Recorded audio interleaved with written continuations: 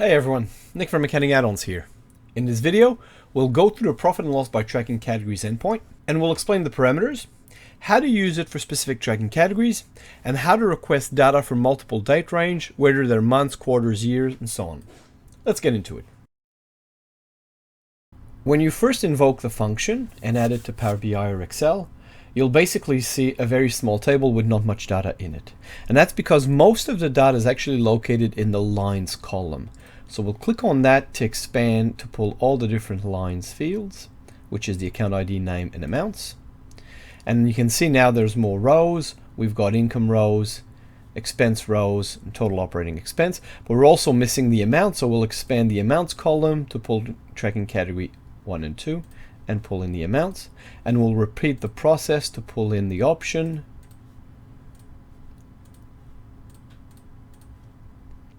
And that's what a table of data would look like once the fields are all expanded. Now in terms of a few key fields, because it's a report that Xero is generating, we'll have a line type column that'll tell us whether the line is a header or a detailed row or a total. Now potentially if you're just interested in the detailed data, you can actually strip out all the headers and the totals simply by going to the line type and filtering it out to only include detailed rows. You'll have the account ID, which is the one you want to keep. The tracking option column will either have the name of the tracking category option or unassigned for those that don't have tracking categories, or total for the total across all tracking categories, including unassigned. Towards the front of the table, we'll have the parameters that were used to invoke the function. So you can actually see the from and to date are set to May. I ran it for the default month, which was May. I know if it's payments only, so cash or accrual. I know if it's a standard layout of a chart of account and what tracking category it's using to generate the data. Now those parameters, and if I go back to my invoke function, before I expanded everything, you'll see those same parameters. Now those are the parameters that the function used by default, and the software, it calculates those parameters dynamically based on a series of criteria. What's the first complete month giving a certain date range? It always has payments only set to false because it assumes everything's accrual. It always assumes you want the standard layout, and it'll identify a single tracking category. You can control those parameters yourself to invoke the data that you actually want out of the Xero software. For instance, if I click on the little gear icon next to invoke function that's on the right here, it'll actually bring up this dialog that tells us all the different parameters we can invoke, and they relate to those first columns that we see. So what from date to date, payments only, standard layout, tracking category 1 and 2 that we want to use. So we could say we want a profit and loss from 1st of January 23 to the 30th of June 23. And if we can leave the other parameters blank, and if we click OK, wait a bit, we'll see that that's the from and to date that we get. And if we expand the filtered rows and scroll across, hopefully you'll notice that there's a lot more data all of a sudden because we've actually requested more information. Our date range is bigger, therefore the numbers reflect the date range that we've requested. So that can be done by going to the invoke function step and clicking on the gear icon. It's important to note that you cannot skip parameters if you use a function. And that applies to every function in Power Query relating to OdataLink. And that's because of how the parameters are defined. They're defined as optional. If I put standard layout and I type in true in here and I click OK, I'll get this error. OData couldn't match a function import. That's because it's trying to find a function that doesn't have the third parameter, which is the one we skip, which was payment only. If we go in here and type in false to payments only and click OK, it will work. The main thing is don't skip parameters. If you're going to specify parameters, you need to specify all the parameters up until the ones you're not interested in. So let's say we want to specify a specific tracking category. How we go about doing that? Well, that's controlled from the tracking category ID field 1 and 2. But that accepts a GUI ID, not a name of a tracking category. So if we cancel that, you'll notice that the GUI ID that OdataLink's picked by default is a very strange looking number with numbers, letters, and dashes and all that type of stuff. To get that tracking category ID that exists within your Xero product, you can get a new OData feed and pull in the tracking categories endpoint. And if we click OK, we'll include that endpoint, and that'll give us, if we refresh the preview, that'll give us the tracking categories IDs of both our regions and departments endpoint. And you'll notice they're different GUI IDs. So if I wanted to run a profit and loss by departments, I would copy that value. I would then go to this invoke function step, and I would be able to paste that in and click OK. And if I go to my report now, you'll notice that it's by department, so the tracking categories are sales and IT and accounts and stuff, and I actually only have one single transaction at the moment, but you can basically see sales and unassigns and totals in there basically. So that's how you can control which tracking category you want to invoke. You just need to go to the invoke function step and pass it in. Now the other thing most users want to control is the actual dates. Rather than hard coding a specific from date and to date, you most likely want to run this profit and loss by tracking category endpoint for different dates, months, quarters, years. And to do that will require a bit more finessing and will require you to add a custom invoke function to a dates table. That sounds really complicated, but the steps are really, really easy. And more importantly, once you know how to do this, you can apply this concept to all kinds of crazy little things.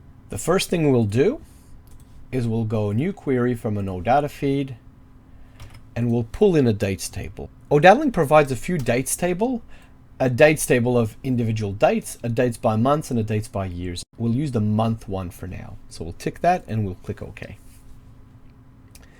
Now this will provide us a date with a whole bunch of different dates down the page. What we'll do is we'll just filter it for a single financial year, and we'll use 2023 as our case study. So now we've got 12 rows. And the first thing we'll want to do after filtering it is we'll want to transform the first date and last date column. Now, those specify a date range, so you can see 1st of July, 31st of July, but it's got a time component to it. The time component is problematic because the profit and loss function only accepts a discrete date, not a date time. So what we'll need to do is we'll highlight those two columns, we'll right click on them, we'll choose transform and date only. Now don't get confused with using change type to date, because when you use change type to date, you'll notice that it actually does a rounding on your date rather than truncating the time. And you'll see here it's gone 1st of July. Yes, that's what we want, but it's gone 1st of August, which is the rounding side of things, which we don't want. So remember, you want to right click, choose transform and date only, which does a truncation basically. Now once you've got the dates truncated down to remove the time component, you can basically grab this table, click choose columns, and only keep the first and last date that you want and click OK. So that's the first step, is to actually shape the dates table into the date ranges that we want, because what we'll want to do is invoke the profit and loss for each of these dates that we want. Now that's the next step. And that's, again, sounds complicated, but it's fairly easy. The first step I'll do is I'll actually rename this dates by month table to P&L data. Now the name, any name you like, but I'll call it P&L data because it's not really a dates table any longer. It will become our profit and loss data. So that's the first step. The next step is, if you go back to the profit and loss by tracking category, we'll outright delete this endpoint. We won't use it. We'll pull it again a second time. So we'll go new source, OData feed. We'll paste the URL. We'll click OK. And we'll go find the function and we'll pull it in. And the reason we're doing that is to kind of start from a blank slate. Now again, at the start of the video, I explained that by default, it'll invoke the function and it'll call it for a specific date range, tracking category, payments only, and so on and so forth. We don't want that to happen because we want to use the function as a function reference only, so we can invoke it on our own terms. Rather than clicking on the gear icon, what we'll do is we'll click on the X next to invoke to delete this step. So it'll change it to an FX icon indicating that it's a function. It's got no data, it's not running, it's not doing anything, it's just a reference to a function. But because now it's a function, we can then go to our P&L data and invoke this function for these date ranges. To do that, we'll click on Add Column, Invoke Custom Function. The first thing to do is name our column. we'll call it data. Doesn't matter what the name is. We'll then be able to select the profit and loss function, and we'll be able to tell it what column to use. So whether it's a date, and you can type in any date you want, or whether you want to pull the data from a column, which is what we want to do. And the from date will be our first date, and the to date, column name, will be our last date. We can then specify whether we want payments only, true, standard layout, true, running it on a cash basis, and then what tracking categories you want, the same way as before. We can then click OK, and we're invoking this function for all these different dates. It will take longer to run because we're calling it 12 times, not just once. Once it's complete, we can expand the the data column, and pull the fields we want. Now really we're just interested in lines. All the other fields are just parameters, so we'll remove those. We'll expand the lines. Once we've got the lines expanded, we'll expand the other fields, and then we can go to the amounts, and we can go to the tracking options and include them in. Now if I scroll down, you'll notice the dates change. If I keep scrolling up, I've got data for May, I've got data for April, and it's actually done it for every single date in my dates table. And by doing it this way, you're actually in control of how you want to calculate the data, whether you want to do it on a monthly basis, on a weekly basis, on a daily basis, but it would run really slow. It's up to you because you're in control. You're invoking that function and dictating the parameters dynamically based on another dates table. Now that dates table can be a dates table we provide, can be your own dates table. So long as you generate a table of date, you can use this approach and this trick. Now the next thing I'll show you is how to do the exact same thing, but for the consolidation OData feed. Now OdataLink provides a consolidation OData feed that allows you to download data from multiple Xero data files at once. But the issue you face when you're trying to pull P&L by tracking categories is the tracking category IDs are going to be different between your different companies and your different Xero organization. So to do that, the same techniques can be used to actually build the dates table, but you'll need to add more columns to identify the data file and what tracking category ID you want to pull from. Now in this situation, the first thing we'll do is we'll go to P&L tracking categories and we'll relink it to the consolidation URL. We'll jump to OdataLink to get the consolidation URL and copy it. We'll go to data source settings. We'll click change source and we'll paste the consolidation URL and click OK. Now if we refresh the preview of the tracking categories, we'll notice we'll have more tracking categories. Now in this case we want to pull it by region only, so I'll go to name and I'll filter only for region. I'll go to the data file column and I'll pull in the data file ID.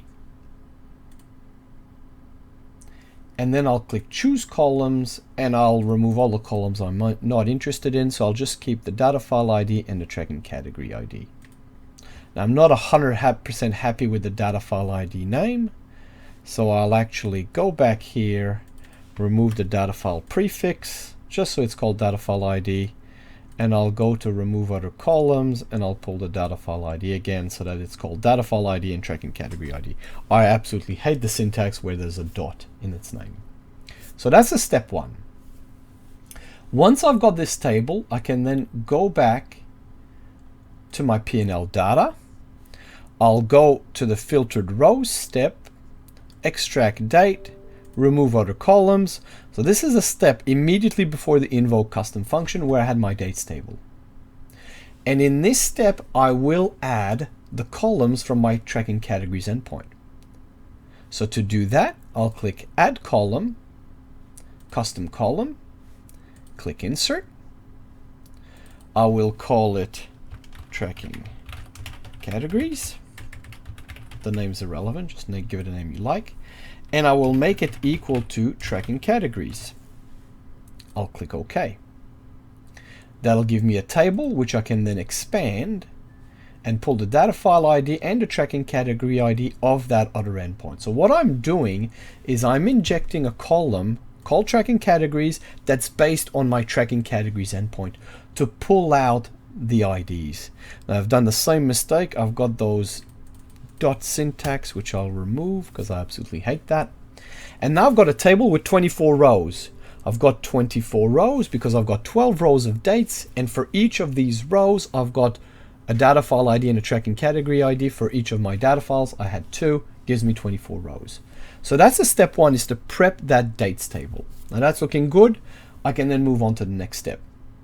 The next step is I'll go home, right click new query from OData feed. I'll paste the consolidation URL and I'll scroll to the bottom. Now when you use a consolidation URL, you get 2 different functions. One that's going to be called profit and loss by tracking category, that's a generic one, but one that is called profit and loss by tracking category data file. And that has an extra parameter being the data file you want. And this is the one we want to include, so I'll tick that. I'll click OK. Now that'll be a function reference. And the reason that we don't get an invoke step is the data file is mandatory. It's not optional and you need to pass it in. So that's step 1, is add the reference to that one. Next thing we'll do is we'll go back to the P&L data. We'll go to our invoke custom function step and we'll click on the gear icon. And rather than using the profit and loss by tracking category, we'll use the profit and loss by tracking category data file. We'll then go to the column name for the data file and we'll choose data file ID. We'll make sure the from date is first date, the to date is last date. Payments only, we'll go false this time, standard layout true, and for tracking category 1, we'll pass in the tracking category ID. Now the reason we're doing this is each tracking category ID is different for each data file, so this will allow us to say for data file 1, use ID 1, for data file 2, use the other ID, and so on and so forth. We'll click OK, we'll let it run. Now that it's finished, we can go to our expanded tracking options step at the very end. And if we scroll down and across, we'll see we've got data for data file ID 1. We've got data for data file ID 2. If we scroll down, we've got data for both our data files.